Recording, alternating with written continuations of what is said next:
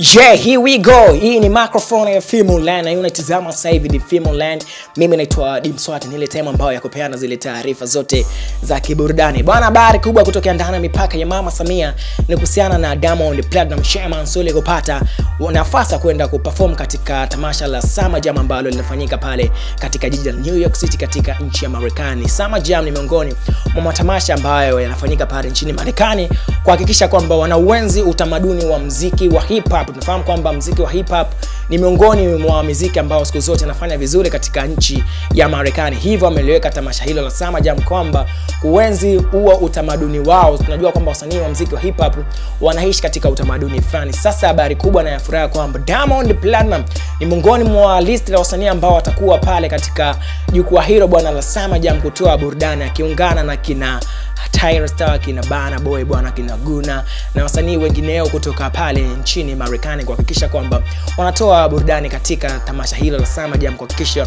wanauenzi muziki wa hip hop juu ya tamaduni zake na mambo mengine ambayo yanapatikana katika muziki wa hip hop. Wasanii wengine Diamond Platnumz ambao ataungana nao kutoka pale Marekani bwana ni kwamba Jay-Z miongoni mwa wasanii ambao watakuwepo, kina Beyonce, kina Kanye West, Kendrick Lamar ni miongoni mwa wasanii ambao watakuwa jukwaa moja na Diamond Platnumz. Unabisha basi hakikisha kwamba unakuwa macho on kabisa kuhakikisha unapata taarifa zote za ili tamasha la Summer Jam ambalo linafanyika pale katika nchi ya Marekani, USA, katika jiji kubwa kabisa hapa duniani, New York City. Ni habari ambayo siku zote tunazipenda kuzisikia katika wasanii wetu hapa ndani ya mipaka ya Tanzania, kwani Diamond Platnumz ndiye msanii wa kwanza kuperform katika tamasha hilo la Summer Jam bwana. Tunajua kwa hiyo tunabidi tumuunge mkono bwana katika tamasha hilo bwana, kwani Summer Jam nilivyokuambia ni miongoni mwa matamasha makubwa sana ambayo inauenzi muziki wa hip hop kutoka pale nchini Marekani. Sasa hizi ni habari nzuri sana, kwani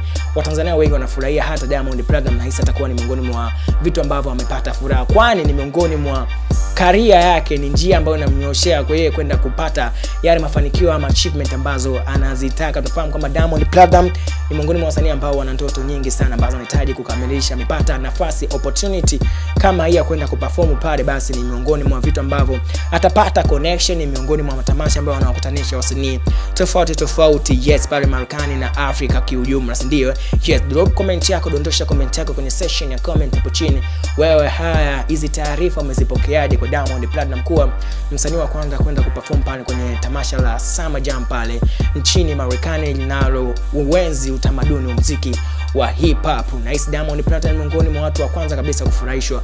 Vipi kwa upande wako? Dondosha comment kwenye section ya comment hapo, sisi tutajua ile swala limekaaje kwenu nyinyi, si ndio? Paka pale baadaye. Mimi ni Dimswati na hii ni Filmland. Bye bye.